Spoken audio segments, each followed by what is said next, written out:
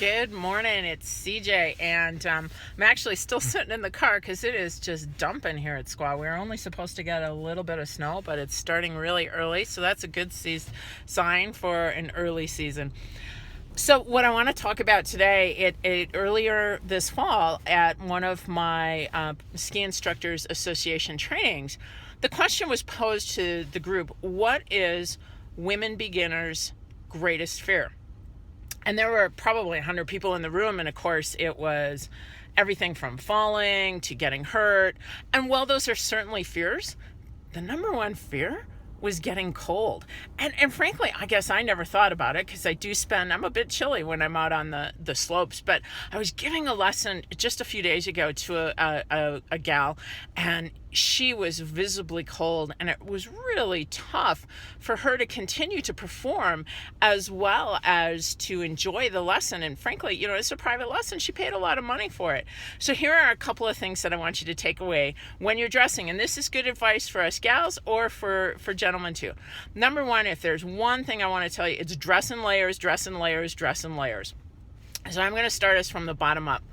In your ski boot, what you should have is one good pair of ski socks and your foot. That's it. That's all you want in your in your boots. I know people who wear 2 and 3 pairs of ski socks, and that just doesn't help to keep our feet warm. If you really have chilly feet, recommendation would be to get boot warmers put into your ski boots. It's a couple $100, but if your feet are cold, it's really going to make a difference for you.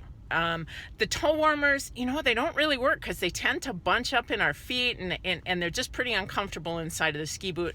Could be a temporary fix for you. Looking at our bottoms, there's 4 different weights of long underwear. There's 1, 2, 3, and 4. 4 is an expedition weight. It's usually made out of some kind of fleece, that type of thing, and that is probably the heaviest long underwear. So sometimes, if it's a really cold day, I may put on a pair of lightweight as well as a pair of heavyweight long underwear. Then on the top of my body, I put on a t-shirt. Perhaps it's a long sleeve t-shirt, just kind of a regular workout shirt. And then I put on top of that an expedition weight, or a 1, 2, 3, or 4, depending upon how cold the day is. I put that on top of it. Now, on top of that, a vest could definitely keep you warm, and I like to wear a vest. But also, one of the things is, an insulated puffy. You sometimes hear it called a down sweater.